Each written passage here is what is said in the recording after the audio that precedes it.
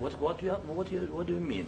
I'm talking about the kind of diplomacy that's going to end the destruction of your country. Yes, but if you Mr. President, with respect, I think it's disrespectful for you to come into the Oval Office and try to litigate this in front of the American media. Right now, you guys are going around and forcing conscripts to the front lines because you have manpower problems. You should be thanking the President for trying to bring an end to this conflict. Have you ever been to Ukraine? Did you say what problems we have? I have been to. Come once. I've actually watched and seen the stories, and I know what happens is you bring people, you bring them on a propaganda tour, Mr. President. Do you disagree that you've had problems bringing people into your military? And do you think that it's respectful to come to the Oval Office of the United States of America and attack the administration that is trying to prevent the destruction of your country? A lot of questions. Let's start from the beginning. Sure. First of all, during the war, everybody has problems, even you, but you have nice ocean and don't feel now, but you will feel it in the future. God bless. You don't know that. God bless. You God bless. You will not have a war. Don't tell us what we're going to feel. We're trying to solve a problem. Don't tell us what we're going to feel. I'm not telling you. Because you're in no position to dictate that. That's exactly what you're doing. You're in no position to dictate what we're going to feel. We're going to feel very good. Feel influence. We're going to feel very good and very strong. You will feel influence. You're right now not in a very good position. You've allowed yourself to be in a very bad position, and he happens to be right about it. From the very beginning of the war. You're not in a good position. You don't have the cards right now. With us, you start having cards. Right now, you don't. You're playing cards. You're playing cards. You're gambling with the lives of millions of people. You're gambling with World War III. You're gambling with World War III. And what you're doing is very disrespectful to the country, this country, that's backed you far more than a lot of people said they should have. Have you said thank you once? This entire meeting? No, in this entire meeting, you said thank you. You went to Pennsylvania and campaigned for the opposition in October. Offer some words of appreciation for the United States of America and the president who's trying to save your country.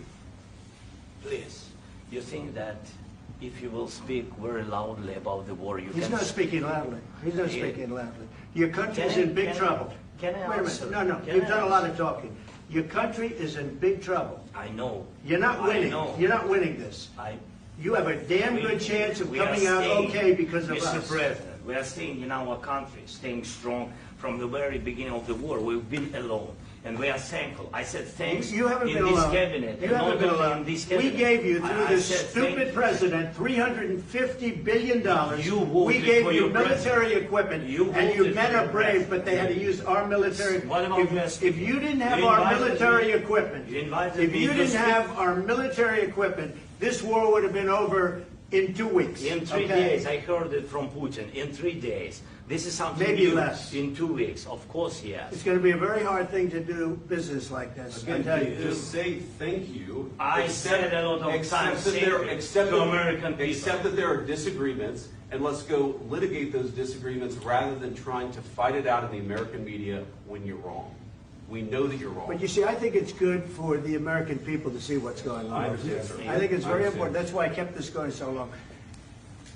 You have to be thankful. You don't have the cards. You're buried there. Your people are dying.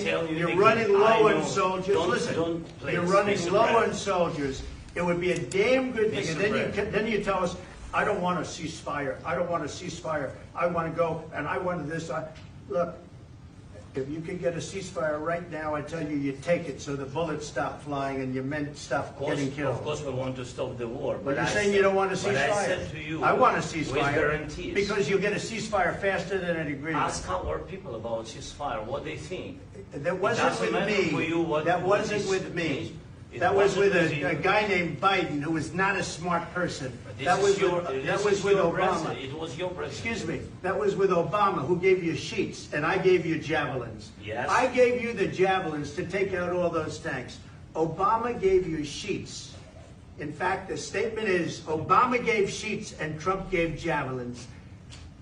You got to be more thankful, because let me tell you, you don't have the cards. With us, you have the cards. But without us, you don't have any cards. One more question to Mr. Vice President.